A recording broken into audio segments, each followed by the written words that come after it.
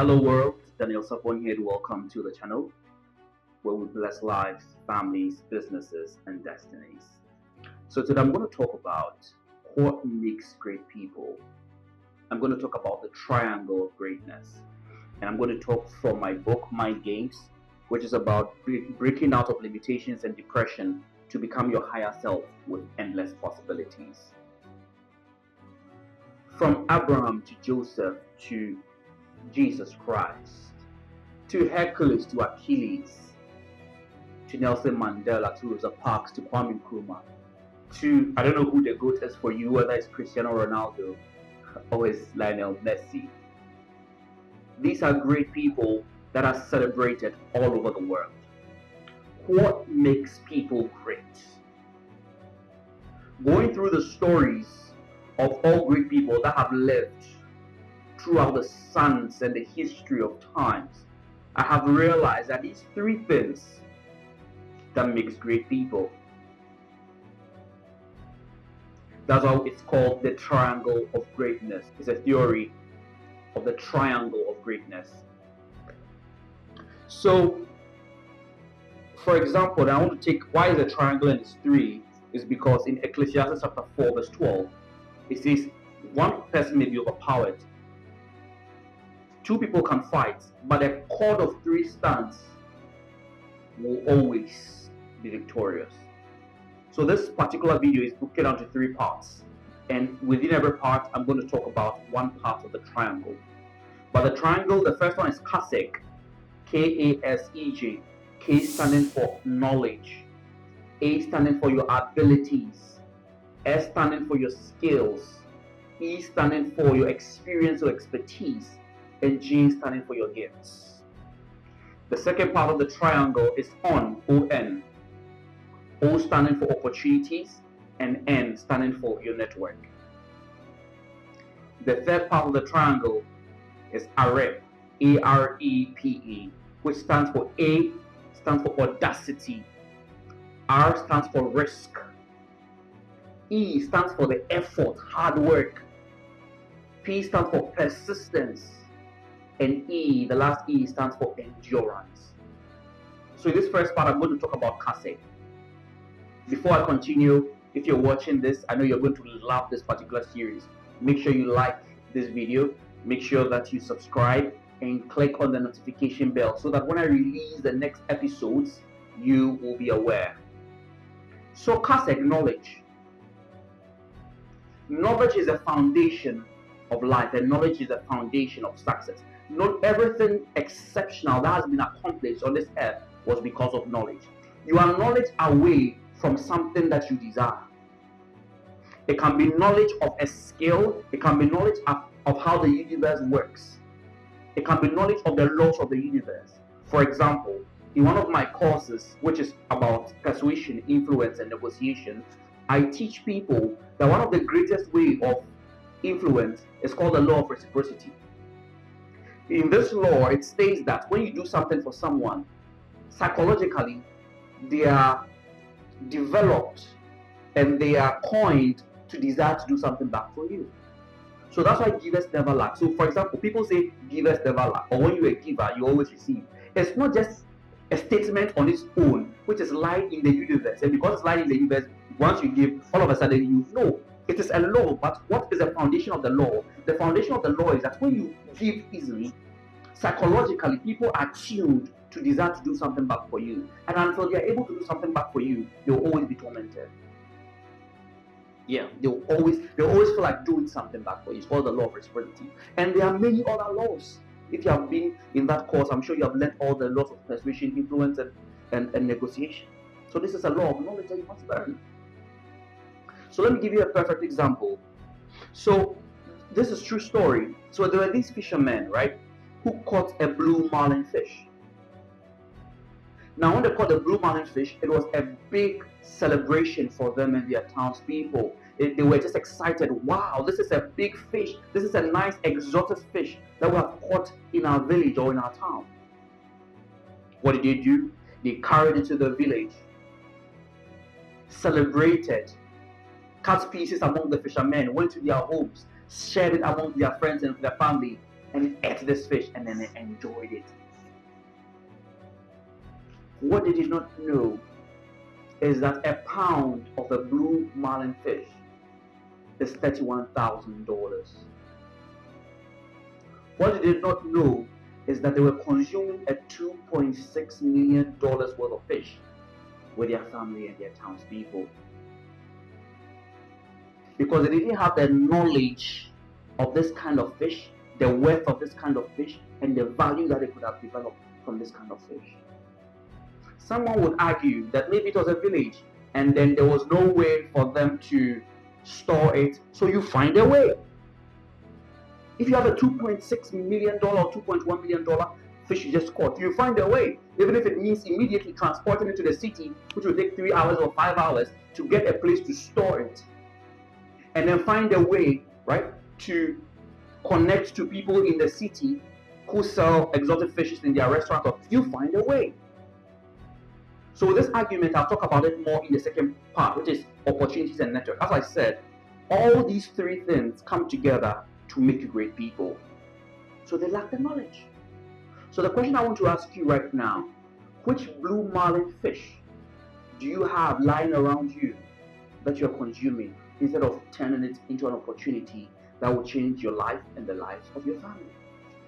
Also, in 2021, a group of about 35 fishermen, this was reported in the Daily Mail, found whale vomit, which is found in the carcasses of dead whales. They took this whale vomit within the carcass, and what you don't know is that there is this substance called ambergris found in dead whales, like whale vomit, and it's used in perfumes. It's used in the perfume industry and all that. It was what they found was worth the team 1.1 million pounds. Fishermen, 35 fishermen. They found a dead whale. They found the whale vomit, whatever was in it.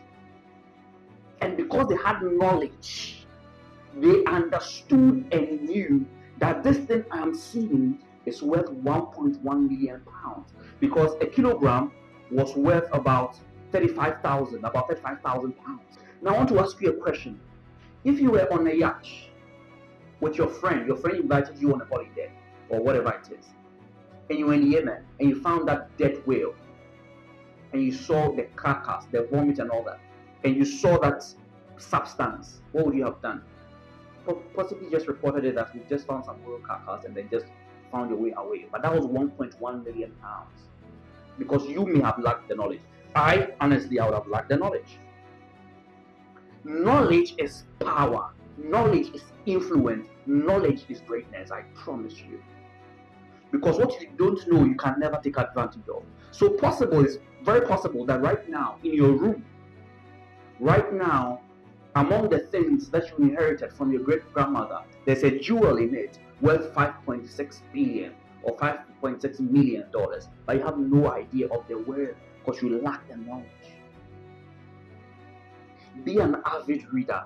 Be covetous when it comes to knowledge, because what you don't know is darker than the night. Know about the laws of the universe. Understand the principles of business. That's why, for example, this channel, you must stay glued to it, because I teach the principles, the skills, the techniques to develop start a business and grow it and scale it. Because I have worked in 3 multi-million-dollar multinationals in top-level management.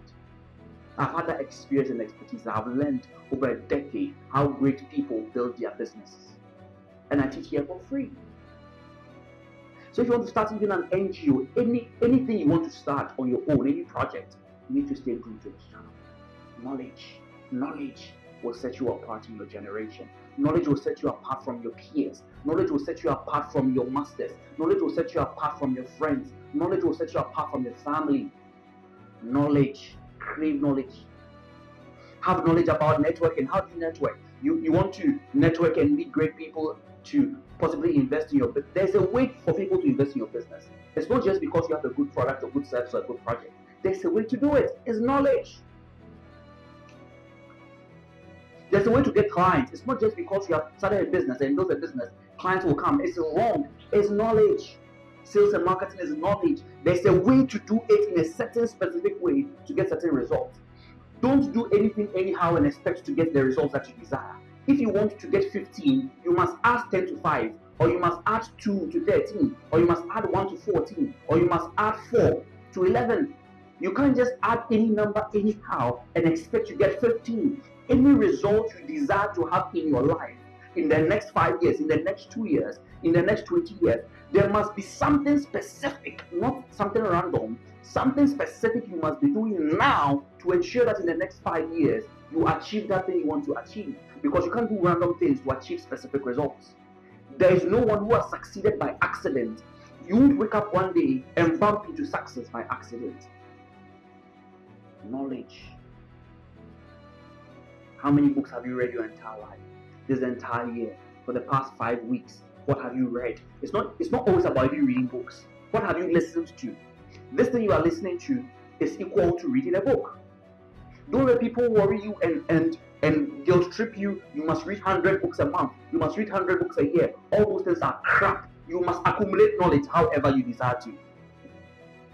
So if your accumulation of knowledge is videos like these, stick to it and learn. But so if you accumulate knowledge like these over a period of time, right? It's literally equal to reading a book. So don't let people guilt trip you. Every year you must read. Those things are crap. What you must do is accumulate knowledge in the best way possible, based on your tune, based on your flow, and based on what works for you. But do read books anyway. Yeah, do read books and listening to videos. Learn both podcast videos, books, and all that. So let's take it from the next part of Kasset, which is your abilities, skills, experience, and gifts.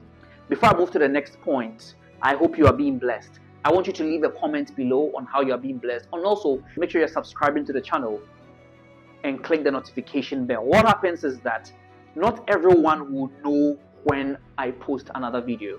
So when you click on the notification bell, what it will do is that it will alert you anytime I drop a new video. So do it now. I mean now.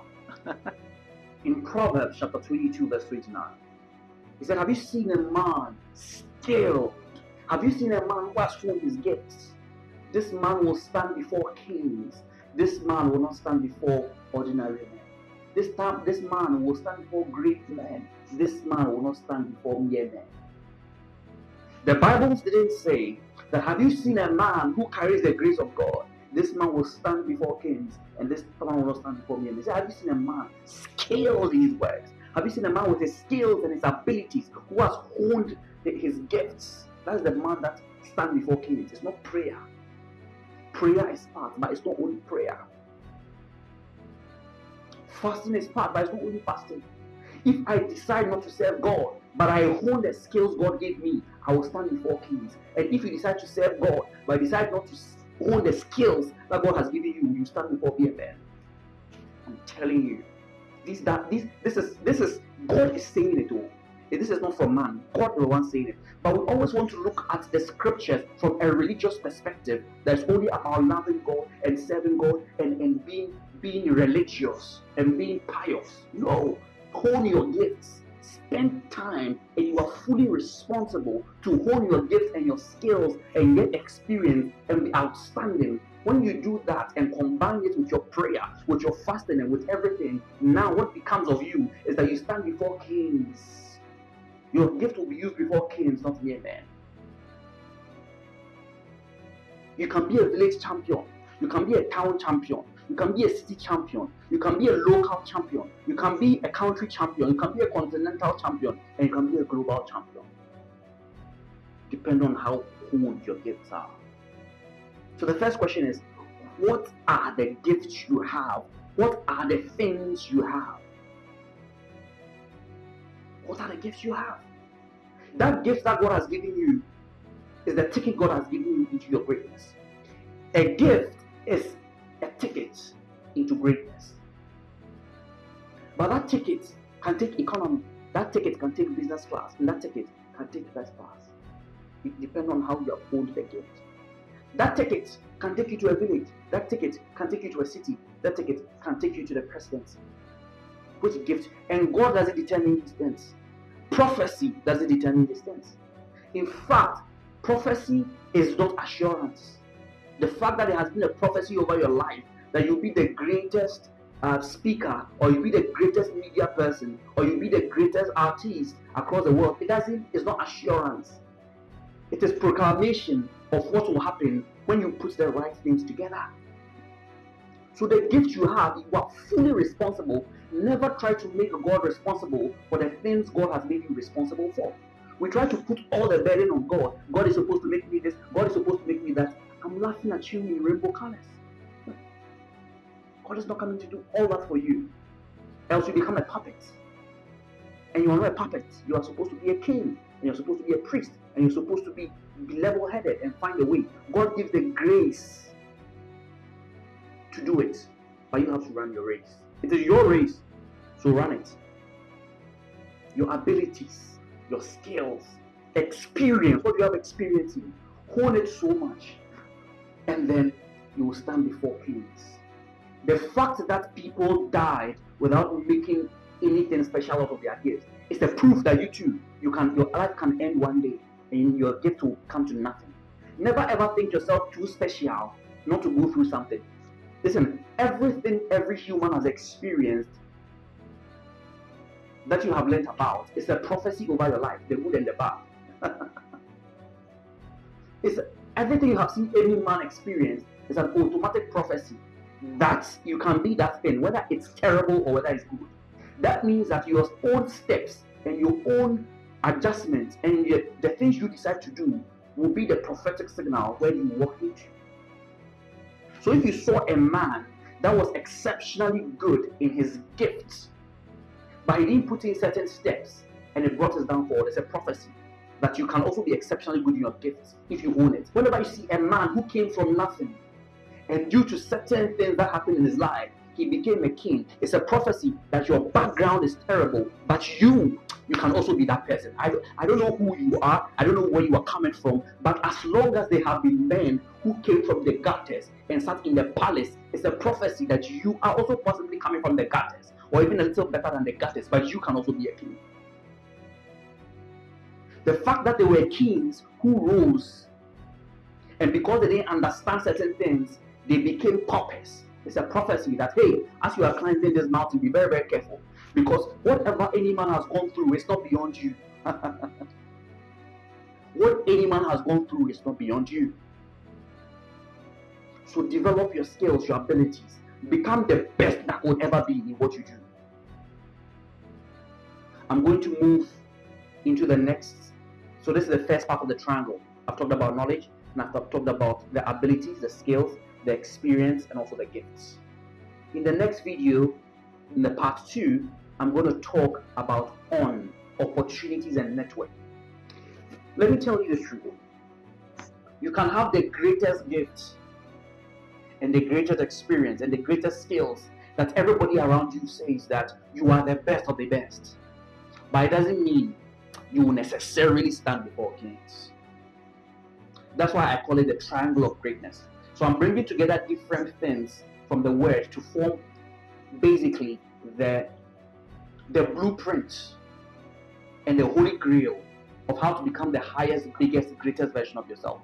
Because I know people who are extremely skilled, gifted, they have honed the experience, but nothing came out of their lives. Because they had one part of the triangle, they didn't have the other two parts of the triangle. That's why I was saying that when I was quoted Ecclesiastes earlier, that one person can be overpowered, two can fight, but three, a cord of three, don't try. So maybe you have just one. So you are still praying, God, show me the way. God, I'm holding my gift, I'm studying, I'm doing everything. I don't know what is coming of my life. Oh, you have only one. You have only one part of the triangle. So to ensure that you don't miss the part 2, just do well to subscribe to this channel and then click on the notification bell so that when part 2 comes, you will be notified. I hope you have enjoyed this video. Do share with your friends, do share with your family, and see you at the top.